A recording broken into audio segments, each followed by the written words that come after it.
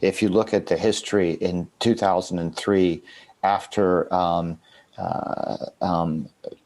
people associated with the military regime attacked Aung San Suu Kyi's convoy in Depayin, killing a large number of people and almost murdering Aung San Suu Kyi, the military responded by arresting her and putting her back under house arrest.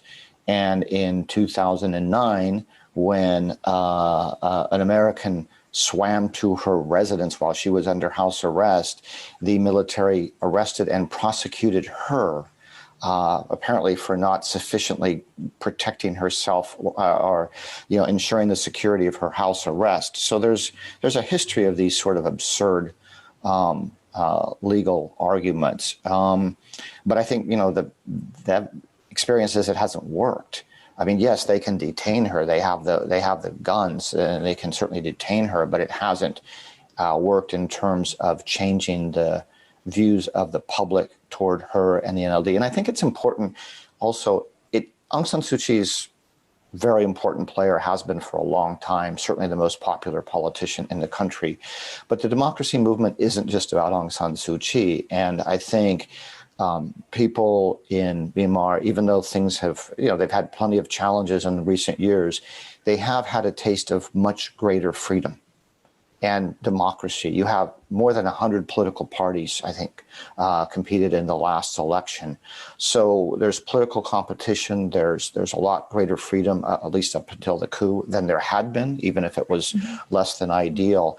And so I think Aung San Suu Kyi is certainly hugely important, but it's beyond that. And I think I have no way of predicting how this is going to play out. But to me, the last two elections have been very much pro Aung San Suu Kyi, but just as much, if not more, I don't want to say even anti-military, but anti-military rule.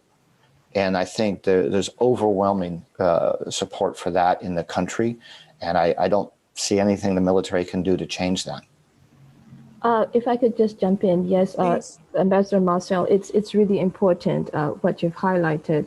And I think if the intention was to take Aung San Suu Kyi out of the political equation with this kind of move, I think it's backfired in the sense that, if anything, now she's sort of become that rallying point of focus, even with that diverse, participatory, multi-party political environment emerging. So that's one point. And the other point was, the other point that I wanted to make in support of Ambassador Marciel's comment was also that,